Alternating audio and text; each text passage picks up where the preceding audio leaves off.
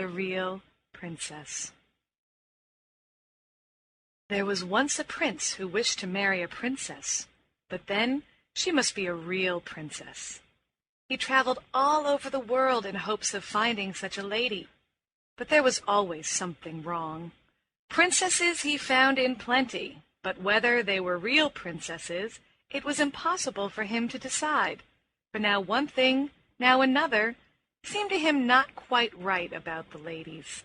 At last he returned to his palace quite cast down, because he wished so much to have a real princess for his wife.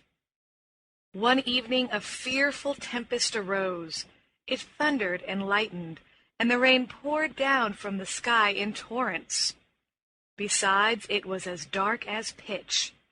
All at once there was heard a violent knocking at the door, and the old king, the prince's father, went out himself to open it. It was a princess who was standing outside the door.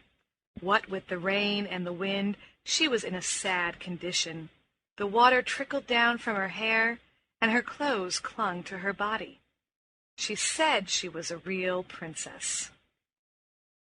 "Ah, we shall soon see that," thought the old queen-mother. However, she said not a word of what she was going to do, but went quietly into the bedroom, took all the bedclothes off the bed, and put 3 little peas on the bedstead. She then laid 20 mattresses, one upon another, over the 3 peas, and put 20 feather beds over the mattresses. Upon this bed the princess was to pass the night. The next morning she was asked how she had slept. "Oh, very badly indeed," she replied. "I have scarcely closed my eyes the whole night through. I do not know what was in my bed, but I had something hard under me, and am all over black and blue. It has hurt me so much." Now it was plain that the lady must be a real princess, since she had been able to feel the 3 little peas through 20 mattresses and 20 feather beds.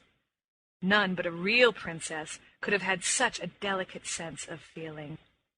The prince accordingly made her his wife, being now convinced that he had found a real princess.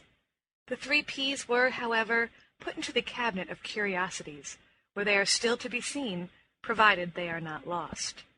Wasn't this a lady of real delicacy?